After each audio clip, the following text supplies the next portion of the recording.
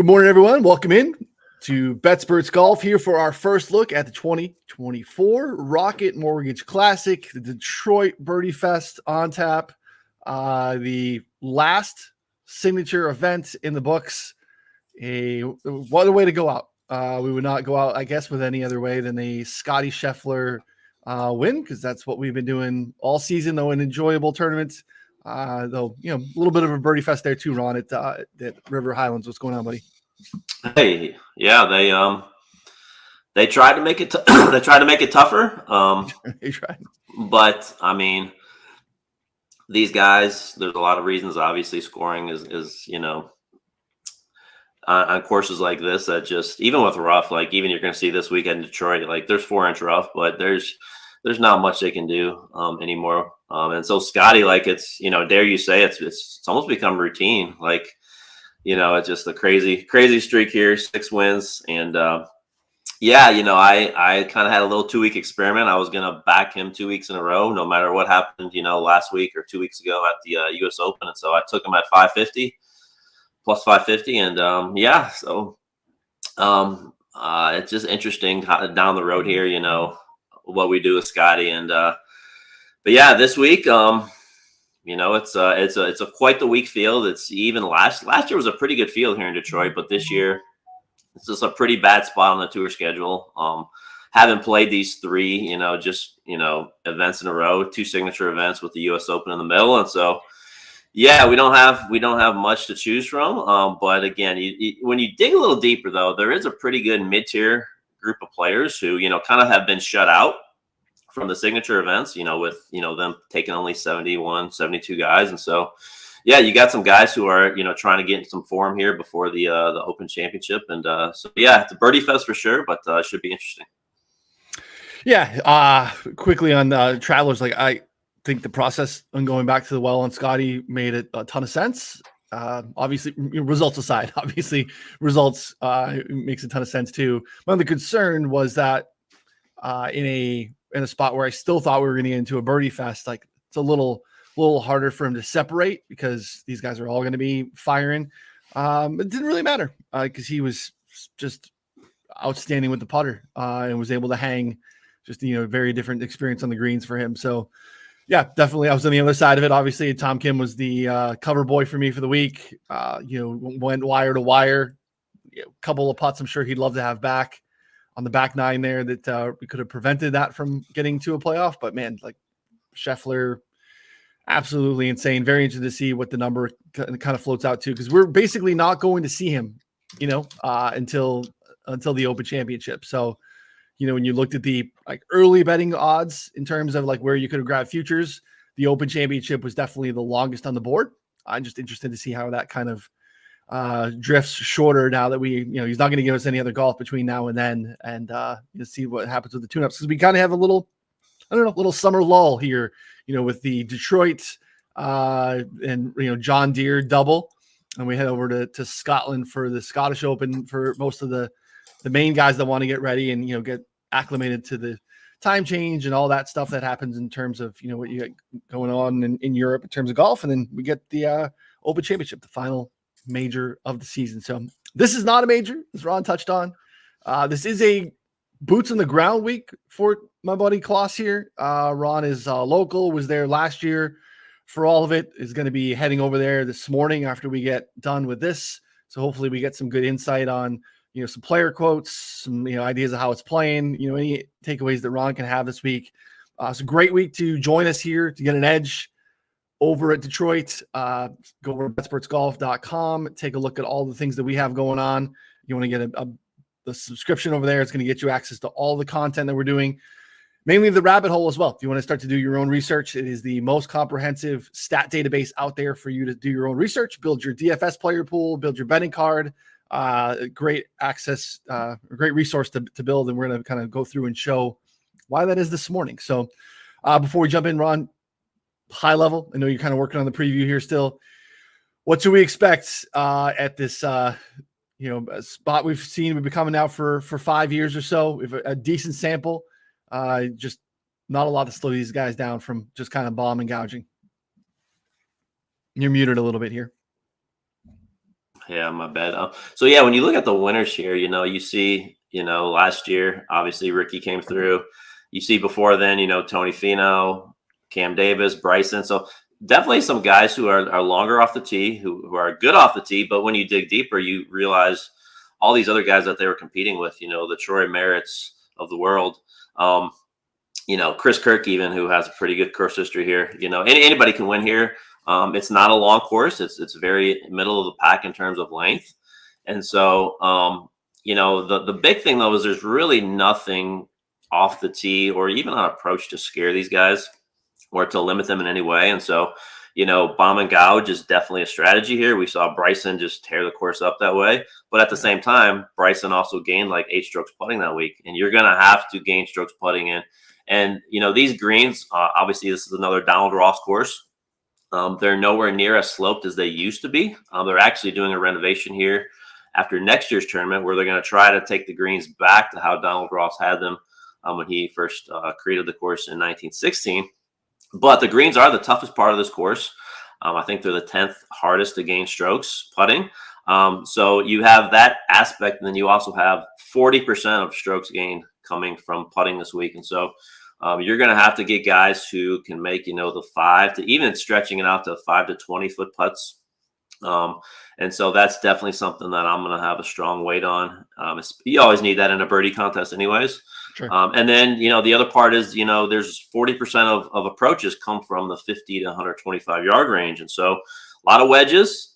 We do have 4 par 5s. And so you do have kind of an extended number of shots from 250 plus. So it's kind of a long iron / wedge week. And obviously, when you look back at par 5 scoring, 3 of them are reachable in 2 shots and are very gettable. I think even the long one that's 635 yards is, has like a 27% birdie or better rate. And so, yeah, par 5 scoring, wedges, and putting are kind of the 3 big things for me this week. Yeah, the dispersion of approach shots typically very heavy in like the 150 to 175, maybe a little bit longer bucket. And that's the smallest bucket basically this week in terms of what we should expect. So a little bit different in terms of where these guys are going to be scoring and coming in from too, which is interesting. That I typically shy away from or I'm reluctant to, or when I do add putting to the model, it's very light because we do just find that statistically it's the most noisy stat. That is not the week for this. Yeah, you got to be able to gain. You got to be able to gain consistently here. So it's also a spot where like form hasn't super mattered for guys in the past. It's just been it's a challenging week, I think, in a little bit of ways to handicap the event because there's just not a lot of like predictive nature of, all right, just, look at these guys that have just been like just banging ball striking for weeks and need to just kind of break through. The interesting thing is we just have a softer field because we just don't have the majority of the top guys that we've been running into, week over week, the last few runs here. Obviously with the signature, the guys having Memorial, having the US Open, and then having last week of the Travelers, you have kind of a natural bye week for what's typically the top of the board. Have some of these young guys that continue to come and want to, grind week after week. This is Tom Kim's in the field again. This is 9 straight weeks for Tom Kim. Just an insane amount of golf to be played week after week after week. See how that works in terms of, him grinding out. Obviously a very heavy 4 days for him.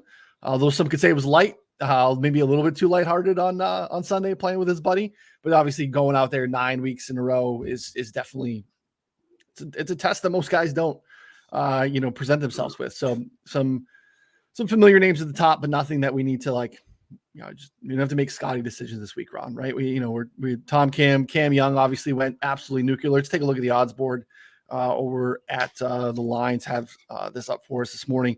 You see Tom Kim short at 12. Cam Young, everyone wants to chase Cam Young, 14. Look, the talent's there. We saw it over the weekend, right? That happens, and he just absolutely lights out. Really hard for me to back anyone in this field at 14, especially someone that, no offense to Cam Young, has not crossed the line at any point in his career. I expect that to be a pretty popular click. If 14s might be the best number. So if you're interested in that, it's probably a number to get. Minwoo Lee, people love to click Minwoo as well. So 20, 22 on Minwoo. could disappear. Akshay continues to play really good golf. The 22s on him pretty short. And some of the names will get a little bit more interesting where you get that next tier. And I think this is kind of what you were touching on. I've had some good golf from Noren, Jaeger, Matt McNeely of late. This is a spot where in years past, we probably get Zal at the top of the board. Hasn't really been clicking for Zal, so it's floated out a little bit to 30. Interested to see how the market responds to those numbers that are out there. Keith Mitchell is going to model really well for you. Is that something that you want to pull the trigger on? It's kind of up to you. Aaron Rye is putting better, more of a fairway finder, but you can see there's some numbers that kind of are off market here. Pendrith number at 50 is definitely different than some of the other spots that are out there. You got to pay 50 again for Ricky to repeat.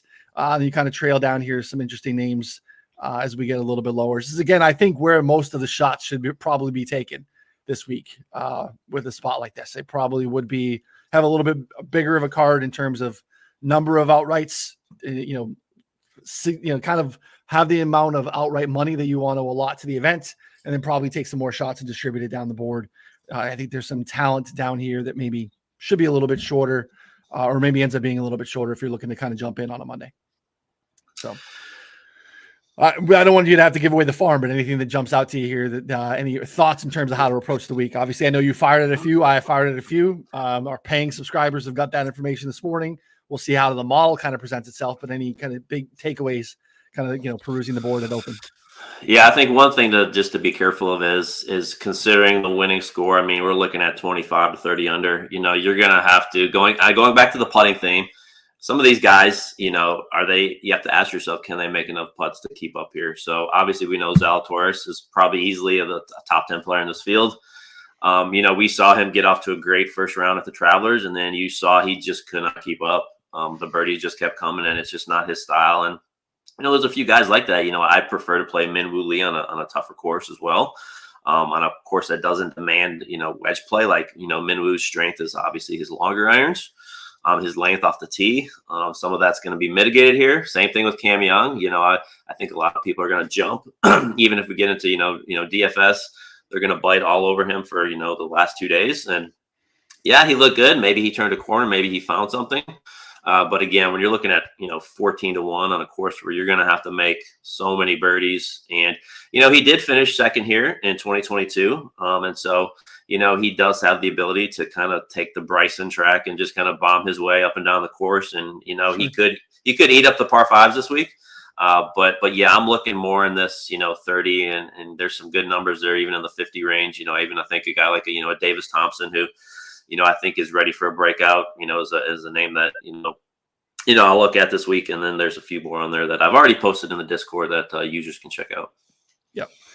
All right, let's build a model. Let's kind of take a look at, some other names. I did a model last night. There were some names that I wasn't expecting that kind of were towards the top that made me take some action, dig a little bit further this morning, and then they've been added to the cart. So this is the process that is, I think is really good. It doesn't necessarily give you the answers to the test, but I think going through the process, thinking through what matters here, how this course is going to play, it could generate some names that are going to surprise you. And it did for me this morning. And interested to see how, again, we're going to build a, pretty basic model to kind of look at this morning. You can get access if you go here, look at view expert rankings, and click through here. You can see the model that I built.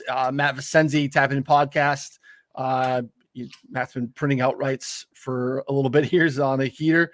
Flirted again. He had a Tom Kim ticket too, so he was flirting. You can see his model. Andy Lack from Inside Golf Podcast. You can see his first run here through. You'll get Ron's model soon. Andy Molitor, my betting show partner on Tuesdays. You can see what we're looking at. I think it's a nice process. Open it up, see what stats they're valuing, what they're weighing them, and add them to yours as well. So again, I know the modeling term process can be a little bit intimidating to folks. It's kind of why we're trying to do these on stream, to show people how easy it is. It's really not something that you need a ton of knowledge in terms of the modeling process. You can use our content, including the show, to help build and find out what stats need to be added to the model. Ron puts a lot of that in his preview even. I put my favorite stats of the week, my 5 top stats for modeling with all the filters and everything on it. I put that in my betting article of the week. So we're trying to make it a little bit more user-friendly, because I know the term modeling can be pretty intimidating. So hopefully we make this a little bit easier. Jump in the chat here. If you have any questions on YouTube, hit us up on Twitter. If you have questions and you're a subscriber, you're using it, or you're perusing it and you're afraid to start making the actual jump to modeling, let us know. We want to help you out to make this a little bit easier for you too. So all right, Ron, where should we get started this morning? Obviously it's going to play easy. It's not long, but it's driver heavy. Missed fairway penalty, pretty low, as you said. Not a lot of there's water behind you in the picture. It's the only water on the course, so not a lot of difficulty in terms of trouble that the guys can get in here too. Where should we start? Yeah, just going on that real quick. So yeah, there's only 2 water hazards on the course, and the rough it can be thick in spots, but even last year, walking the grounds, it did not seem like it was 4 inches, and it was not really thick. And another thing is that this course typically plays very soft, and they always try to keep it firm, but we get rain this time of year. We get those afternoon pop-up thunderstorms. We've had those even the last couple of days, and so it's looking. I'll test it out later, but it's looking like it's going to play soft again. So for me, this is a week where I'm not getting too complicated at all. I think this is a pretty general week as far as really focusing on scoring stats. And so one thing for sure I'll go look into though in the filter by condition menu is weak fields, and I think you can combine that with easy scoring, and obviously that is pretty much the definition of a birdie fest. There are many strong field events that are super easy. Obviously we saw one last week. So yeah, you could do it 2 ways. You could look at just easy, and I guess I'd probably start with that. Just look at easy conditions and kind of weed out the difficult ones, and kind of see who plays well in these types of birdie fests, and then obviously look at field strength as well. Okay, we'll start here. Let's do very easy scoring conditions. I'll back out the sample here a little bit longer. Let's look at the last couple of years. Should give us probably closer to, this is a better sense. A lot of times I like to look at, ball striking, tee to green. Again, we need scoring this week. We need the putting element. So strokes gained total, I think, is a better way to do it. You can see Tom Kim here at the top of this list, Eric Cole, Steven Yeager, Cam Davis, Alex Noren, Alex Smalley, Ben Griffin, Brendan Todd, Davis Thompson, as you mentioned, and JJ Spawn, who's actually not a bomber, wedge guy, but has played pretty well here in the past. Typically, you'd see JJ Spawn getting some nice ball striking numbers, but that putter is where things kind of go awry, which makes a ton of sense. So we'll add this. We'll look at the total in easy scoring over the last 2 years. Again, this pops. All you need to do is hit the plus button to add it to your model. This little box populates. You don't have to add a note. It's just up to you. For me, on the streams, when we kind of go back into understanding what we're weighing and stuff like that, it's easier for me to have something here. So I'll do easy scoring the last 2 years. I think it's a great way to look at it. Let's keep this here, and let's add weak and very weak fields and get a sense of what that does and what that changes sample wise, because we're getting around 80 rounds. This drops it down a little bit. So just want to see if there's any changes to the top. I'm probably not going to add this to the model for the sake of the show.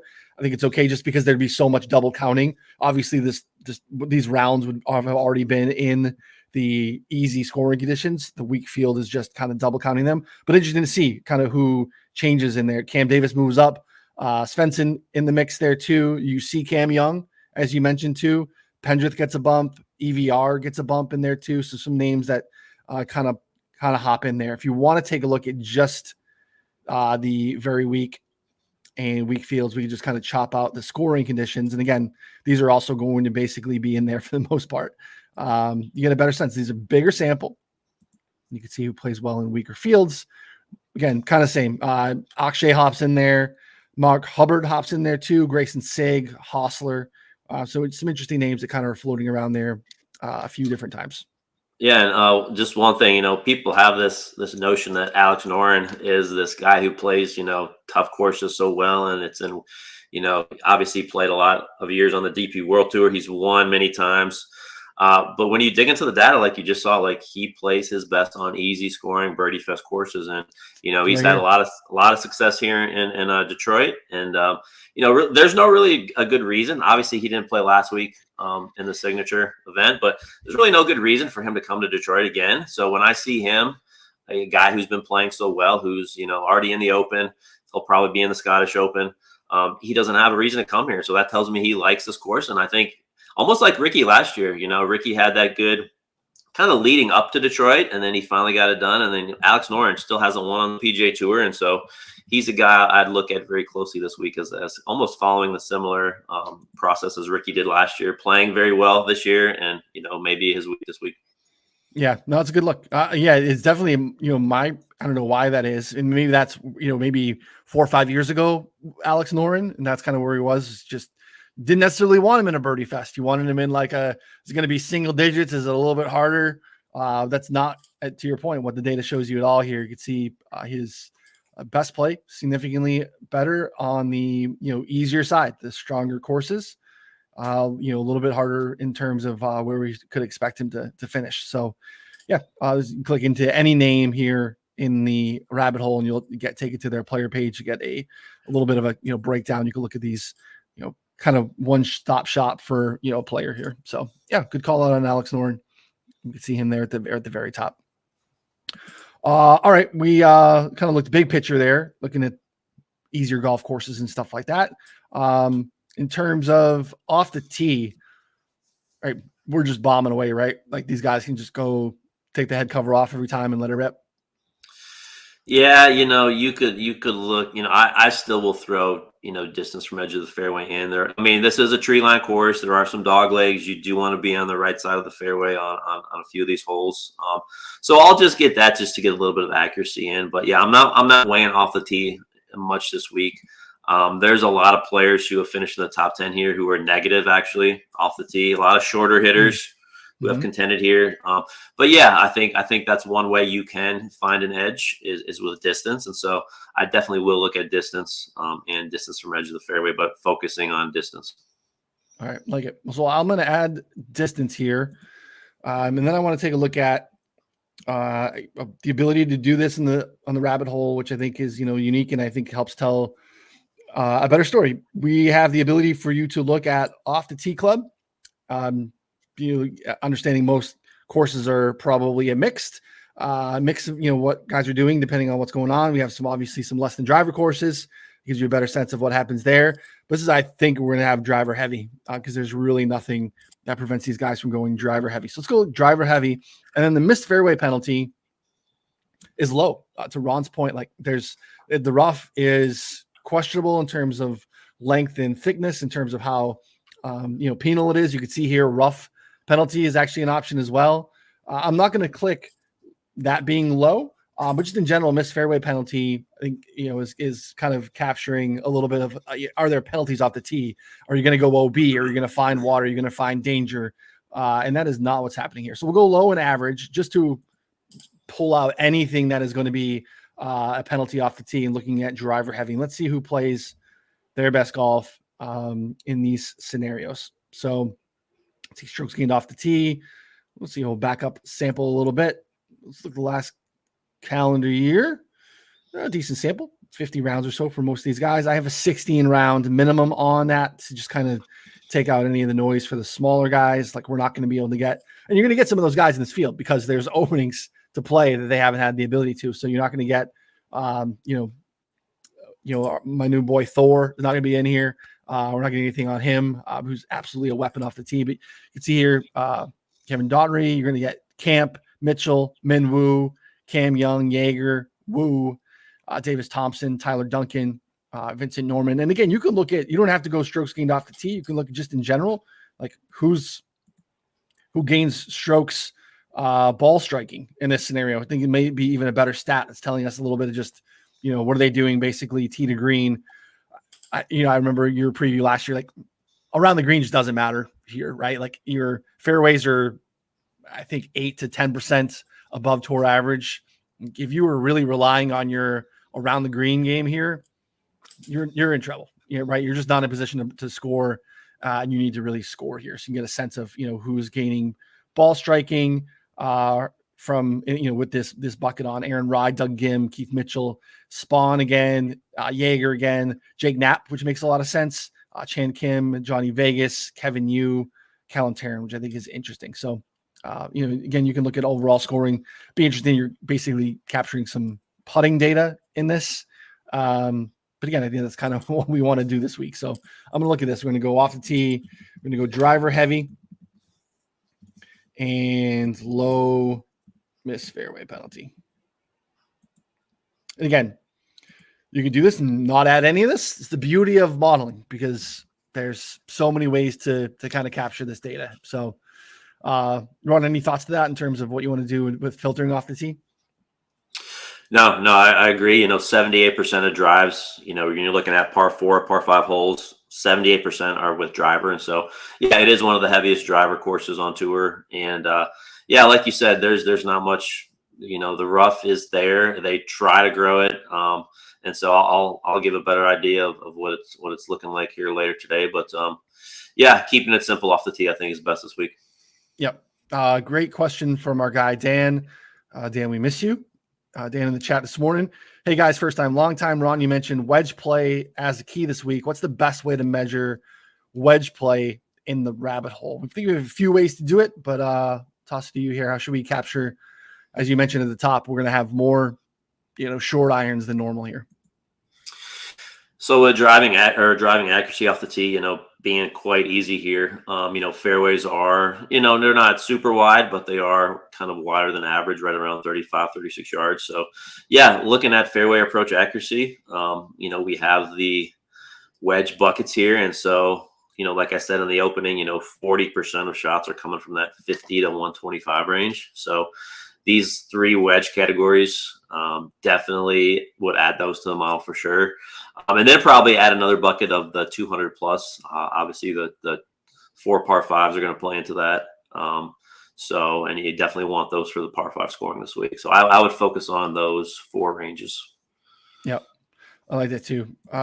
That's, again, knowing that sometimes I've pushed back on these proximity buckets because, the proximity bucket is different for everyone, depending on, I think, Wesley Bryant's proximity buckets are going to look different than Jake Knapp's proximity buckets in terms of how many times he's going to, take approach shots from, 50 to 75 versus 100 to 125. So how you model and weigh that is a little bit different. The one thing that I think you can do, I don't know if it's the best week for it, but this is not a long course. It's kind of middle of the pack, right? So there are ways to do where you can go back to driver heavy and you can look at knowing that we're basically, right, everyone's going to have a little bit of distance. And then you can go to course length, short, very short, and average, basically. And you're going to be getting the same story. You can look at approach from that range. You can look at overall fairway proximity from that range. And it's not going to hone in on the specific ranges, but it's going to tell you, I think the same story that you're looking to get is who plays really well when they have a shorter than normal approach shot, right? And I think combining the course length and knowing that these guys it's not a course length spot where they're going to be forced to lay up. It's a spot where they're going to be all taking drivers. So I think that's another way to kind of get there. What are your thoughts there, Ron?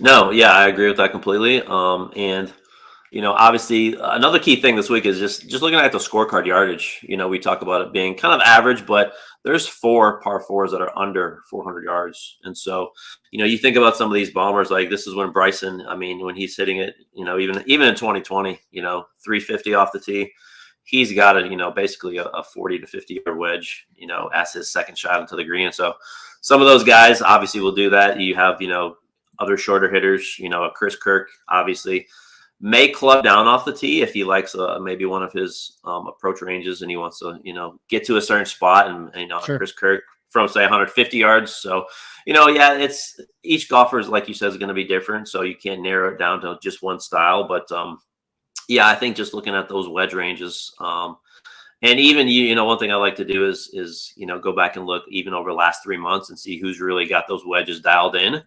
If you want to get, a week like this, looking for any edge you can find and kind of narrowing it down to even, the last, 20 rounds or so, 3 months gives you a better look at who's got those wedges dialed in right now.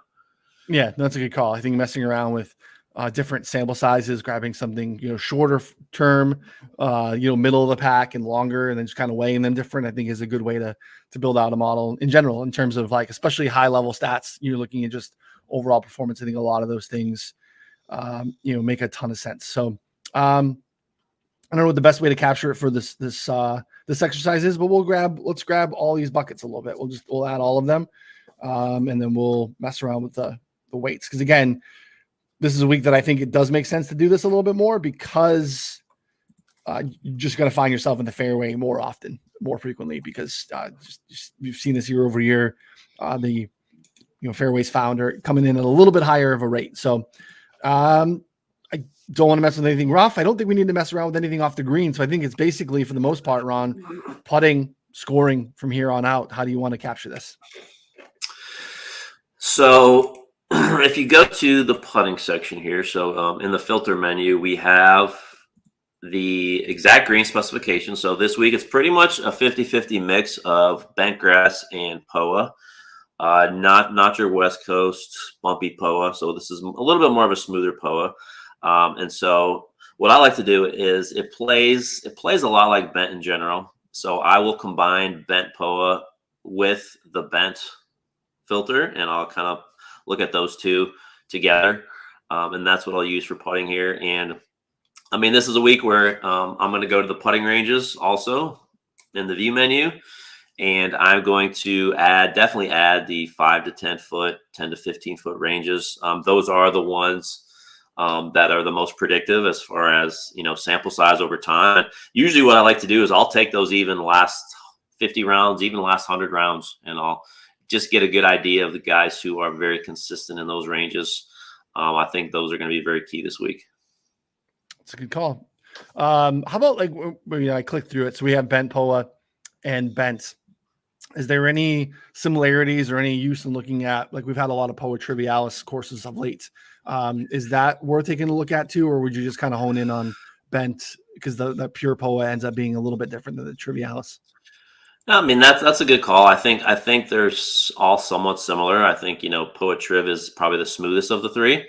And like you said, though, we have had a ton of courses, I think 6 or 7 of them already this year on that surface. And so, yeah, just for sample size reasons, I don't think it hurts. I think Bermuda, most would agree Bermuda and then just straight POA, they're kind of two different animals. And so I'm totally good with combining those three surfaces together.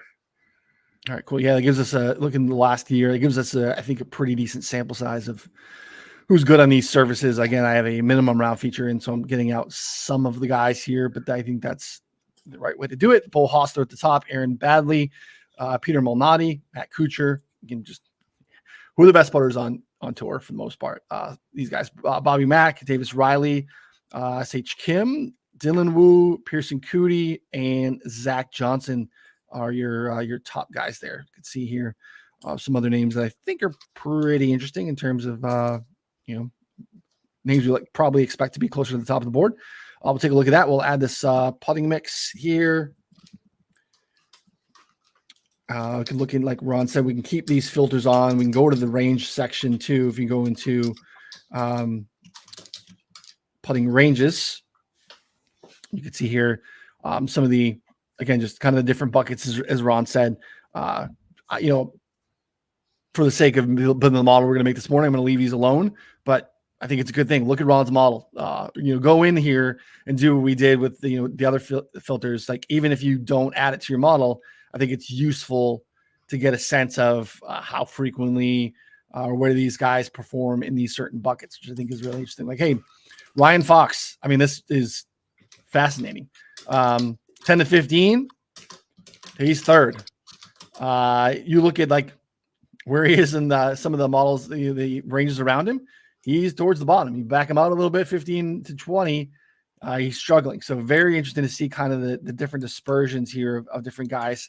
This is another great resource and time to go into the floor ceiling look. You can go into this as something you can't add to the model, but it's a good idea to take a look at. You get a sense of how frequently guys are gaining in any of the strokes gain buckets. And again, we have all these filters on. So how frequently is someone gaining on these surfaces? But then you can look at actual spiked weeks, like how often are they gaining one or more in this range? How, 2 all the way up to 5 strokes. This is putting. Again, you can do this on any of the strokes gain buckets too, to see really what does a spiked putting week look like for these guys? How frequently does it happen? Because you're going to need that this week. You're going to need to have weeks where, days where you're out here gaining multiple strokes on the field to be able to contend or to even hang this week. So this is definitely a great resource to kind of click through, get some confirmation bias. I think, looking at the opposite end of it too, like, who's not performing well in these spots. This has not been a good, Daniel Berger surface, toasty, not a great putter, but, can hit it a mile. Some other guys you can go ahead and take a look at and see, looking at the opposite end of it too. So, just another part of the journey, I think, this week in terms of, what you're looking at stat wise. Yeah, I completely agree. Like, spike putting is huge this week. Obviously, you don't have to be a great putter, but we see this all the time. Guys catch fire on the greens, especially. You have some undulation on these, but again, they're for the most part, they're quite straightforward. And so, yeah, I think the focus that we're going to get into right now, I think scoring is going to be where a lot of my weight's going to be this week. And so, looking at that menu, our scoring menu, definitely. There's ways you can do it. I think you could just look at birdie or better percentage in general. Yeah. For me, what I like to do is I like to actually look at it on easy scoring courses. And so I'll actually put those easy filters back on and look at birdie or better percentage in these situations, because I think it's just a whole different thing. You're not playing, a tough US Open course here, so just to get a glimpse of how guys have played. And it kind of does, it's going to correlate obviously with the, easy scoring conditions we looked at for strokes gained total. And then on the flip side, like, you think about, you're not going to have many bogeys this week. Most people aren't really looking at bogey avoidance, but I also like to look at, looking at that bogey avoidance number on easy courses and see, which guys, keep the pedal down, which guys, it's hard to tell through the data, but which guys aren't losing focus, and so I think obviously limiting bogeys is another part of, a birdie fest. You're, even on the days you don't have it, you may only get, 3 or 4 birdies, but if you can keep the bogeys off the board, you're still looking at a 300 or 400 day. And so I think that's something, another little angle I'll try to look at as well. Yeah, I think we should. Scoring matters more than anything. This week, you got to be able to score. So adding all these in a different sense. This is birdie or better, easy scoring. We're going to add bogey avoidance, easy scoring. And I'm going to just take the filters off for everything. And because, again, most of these guys weren't at the US Open for the most part, right? Like some of them were. We'll just look in general. Let's just look at scoring. Let's just look at, I want to see, are you making birdies anywhere you play? Because that matters a lot this week too. So we'll put a little bit of a sample filter on. A little that's confirmation bias. See birdies are better. Michael Thornbornston at the top, so we should just keep the no filter on. I feel like this. I think we're gonna have Thor and Olberg for a couple of years here. Getting in the mix. I'm excited for these kids to be in the mix. So, just are you going out here and scoring no matter where you're playing? I think this makes a ton of sense. So just in general, birdie or better, no matter what. All right. Yeah. And just to cap it off, like, definitely for me, I'm going to take views of par 4 and par 5, birdie or better percentage. And again, like I said, with the other scoring, you could look at easy courses, or you could just look in general, but high weight for me on par 5 scoring this week. Yep. And I think too, looking back at last year's preview too, your par 4 scoring too, you got to make up in the par 4s, because for the most part, everyone's scoring in the par 5s. You got to really be able to take advantage and score on these par 4s. So let's see what we got. We're going to hit this create mixed condition button. Anything that we've hit +2 is populated in here. And you can see we added a lot of stats this morning. We have 11 stats. We can do our, give it a name. This is our Detroit first look show. Again, it's going to naturally weigh them so that you're even to get to 100, but you can go ahead and change all those weights. You can see you could save as many as you'd like here. You rerun them. You can run some baseline models. Again, another cool feature, not limited to how many you want to save. I'm going to mess around with this for us a little bit just to move it around. See, we'll capture these fairway buckets a little bit. So we're basically capturing 20 on the approach there. I think we want to do a lot with scoring and easy scoring conditions. So some of those I think matter a ton. We'll back this out to 15. I think this needs a little bit of a bigger bump. So we'll add this, and driving distance, I think, too. Then we get into these putting ranges. Just go overall putting. And again, you can click on this little icon. This will tell you any of the filters that you previously put on there. So if you want to get a sense and you forget, that's why I like to make notes whenever possible. But you can see here the filter that is on there. That kind of just helps you when if you add a bunch of stats too, it really helps you to be able to go back and get a sense of, okay, what did I do with that one? And I don't want to get crazy with the putting stats, but I think we kind of have to. Who's making birdies in general? Maybe we'll cut on bogeys. We'll get this out to 10. Man, it's a lot of putting, but I think this is the week to do it. Really, like you said, you got to gain 40% in our model too. 40% is the putting, and 40% is basically what we're getting on this as well. So we'll back this out a little bit bigger. I can hear my betting show partner Andy is skin crawling as we add 40% to putting ranges and scoring this week. But let me see. I'm going to back this out a little bit, and then I'm going to add more to just some of the bigger picture ones that we had there. Let's see what I got left. Okay.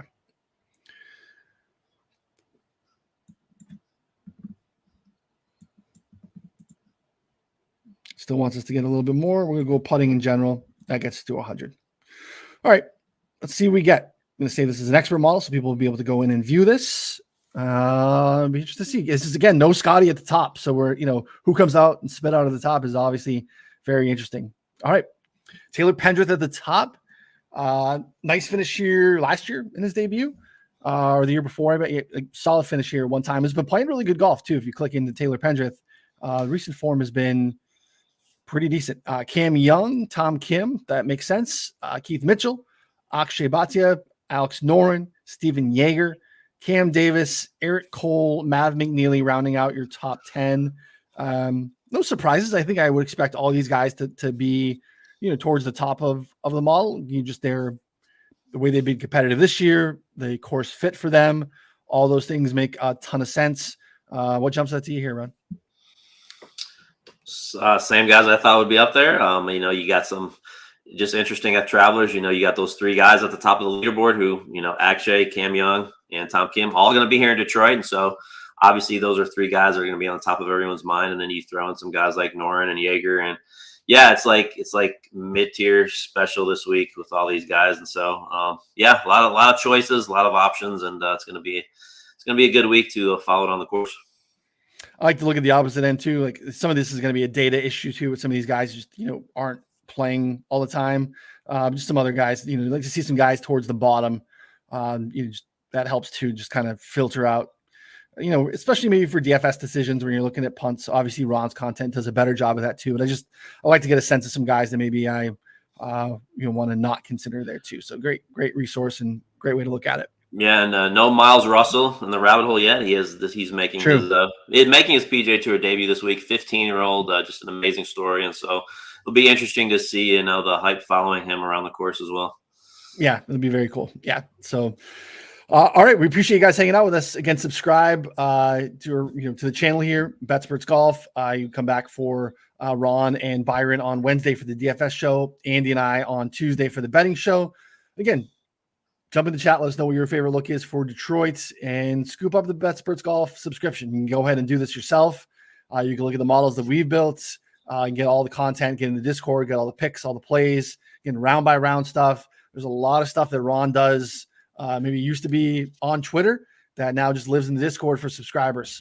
Just a lot of little sub models and different things that he does that is worth its weight in gold. Definitely check it out. So, all right, we appreciate you hanging out with us. Again, hit that like button to subscribe before you take off.